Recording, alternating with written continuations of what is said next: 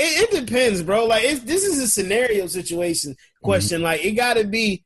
It depends on the issue. It depends on your partner. It depends on you, what you're willing to accept, what you're not willing to accept. You know what I'm saying? Like questions like these, it gets deep, man. We can put an onion back on a lot of this shit, but.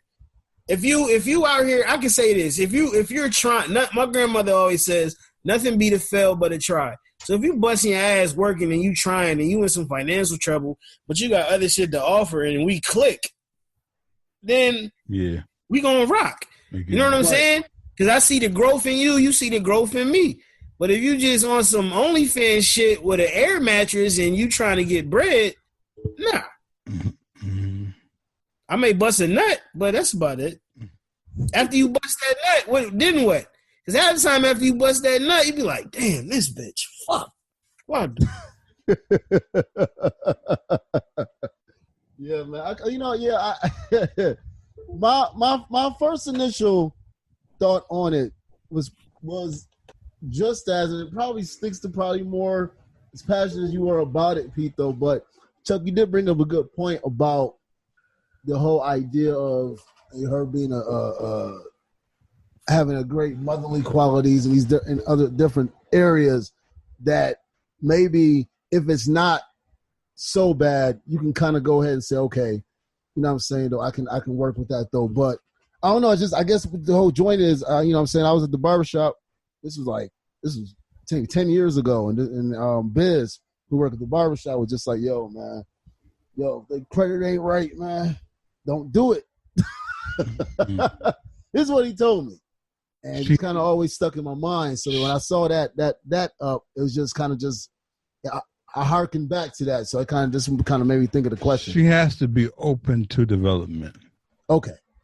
Yeah, say that again, Chuck. Yeah, she has to. Great. Yeah, she has to be open to development. If she's not, it's a wrap. Like, no, I can't fuck with you.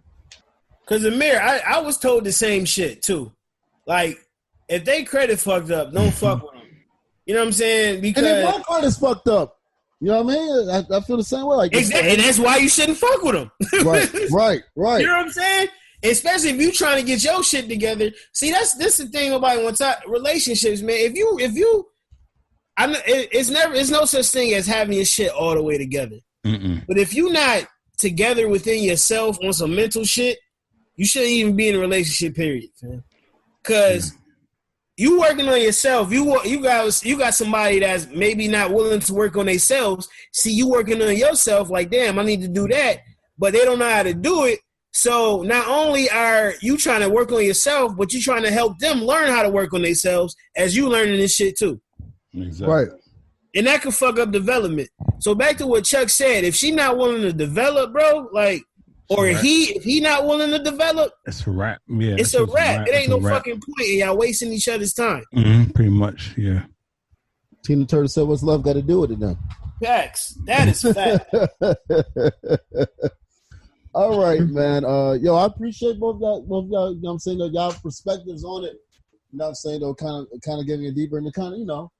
Y'all know I'm gonna try to find a way to go ahead and incorporate what y'all both said into a question on Facebook. I'm definitely going to get a response on this though, because that was dope, man. Y'all both had y'all different perspectives, and y'all kind of came together on the whole idea of, hey, man, you ain't willing to grow with me, ma. Gotta hit the door. All right. Speaking of growth, Chuck D was just recently on. Pete, your boy, DJ Glad. Yo, he getting a lot of press lately, bro. I've been peeping that shit. Nigga, fucking fed. Yeah, man, and you know, we all know that what his agenda is, though. Unfortunately, he does have such a reach and such a platform that many of us, though, and you know, many of our artists do feel compelled to have to go on a show to sort of reach out on the audiences, though. And you know, maybe there's him using them and them using him. You just got to be careful, y'all, if y'all do gonna go on a show, though, because, you know, we all know what his whole agenda is. But Chuck D was on there, and he was talking about how, you know, we got the presidents the people that are running for president that are president. We got Donald Trump that's 74 years old. We got Joe Biden that's 70, I think 78. And we got Bernie Sanders 79 years old. And he was talking about that. He's just like, yo, if I'm the future, if I'm a young person or whatever, though, I'm looking at that and saying, y'all don't give a fuck about us. So what the fuck does these old people, doing running the country? You know what I'm saying, though? And he said, in quote, and specifically, especially us black people, older generations are supposed to usher in younger generations into leadership, not desperation. I thought that was a very powerful statement. I have my thoughts on that, but I kind of want to get your thoughts on that and the idea of, have we been conditioned to believe we can be leaders for the future and not in our present? Chuck, what are your thoughts on that? And Pete, after that, I'll go after y'all. The issue is that celebrities are viewed as leaders. Okay. Kanye West, Dave Chappelle said it in one of his stand-ups about political issues. He was like, "What the fuck? Who cares what Ja Rule thinks?" Right? Because I think it was on MTV, and Ja Rule was being asked about some political issues, and Dave Chappelle was like, "Who the fuck cares what Ja Rule thinks?"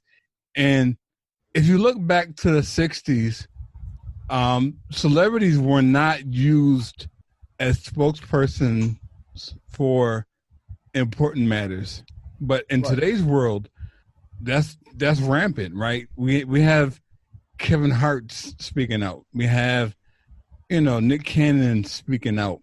We don't have modern day Malcolm X's, or modern day Martin Luther King's. We have celebrities and actors acting as activists, and that does more damage than good. Okay. And so, as a young person saying, "Oh wow, look at look at Terry Crews speaking out on this," right? Mm-hmm. The fuck, are you serious? Like, Terry Crews is not a fucking leader for the black, especially for the black people. This nigga's an actor, right? This nigga played in this nigga was in a movie where he played a lot of questionable roles, and if not all his, at least all the movies that I've seen, he played a lot of questionable roles. So when people like Terry Crews are looked at for leadership, that creates a problem in our youth community, because we don't have we don't have modern day Malcolm X's. We don't have and there's a lot of pictures on social media as far as the way that we used to dress, women used to dress back in the 60s compared to now. Mm-hmm. And they're like, yo, what happened?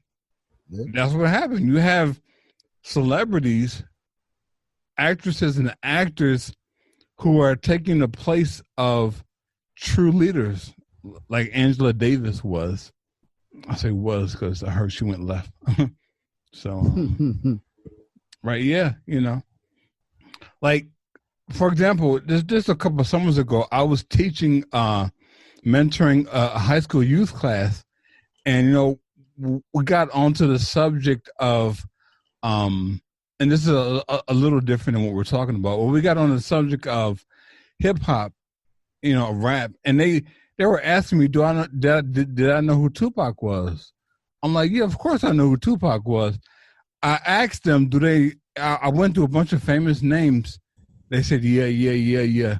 And then I asked them, do you know who Talib Kweli is? They said no. I'm like, what? And there's about eight kids I was working with, and all 8 of them said they didn't have any idea who Talib Kweli was. Like, if we were to look for leadership, I would look to Talib Kweli before I look to a Future or a Lil Wayne, right? And and so I don't know. It's just that the power of, or the image of leadership has shifted to celebrities and actors and actresses, and that's not good for the community, particularly the youth community. Okay. I'm gonna touch on what you said though, Pete. I kind of want to get your thoughts on it though, and I'm gonna give my thought. What are your thoughts, Pete, on the older generations are supposed to usher in younger generations? Huh? He dropped out again. He dropped out? Yeah, he'll be back on in a minute.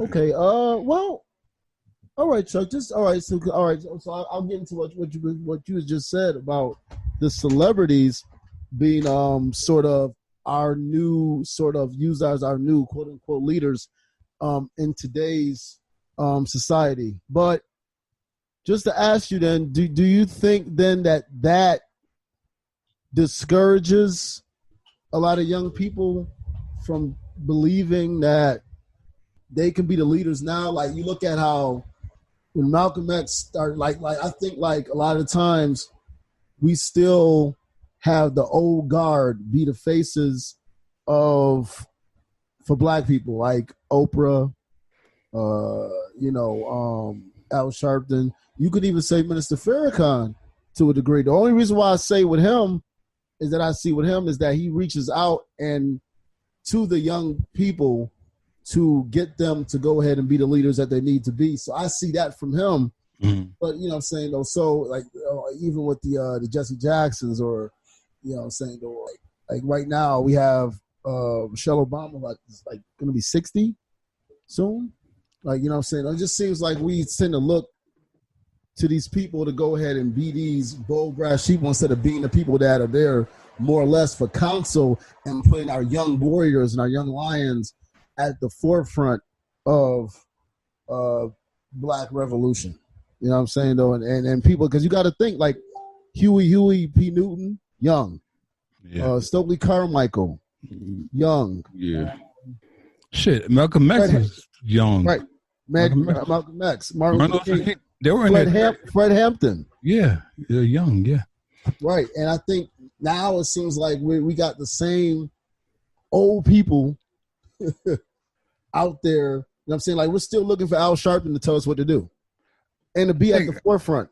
I think it has a lot to do with when you look at the environment that we're in now versus the environment back in the 60s, the young people had to go through a lot tougher times. And I know people think tough times are bad or negative, but tough times are actually make you stronger. And so when you can throw up an Instagram page and throw a message out there and get 10,000 followers, you have a false sense of accomplishment.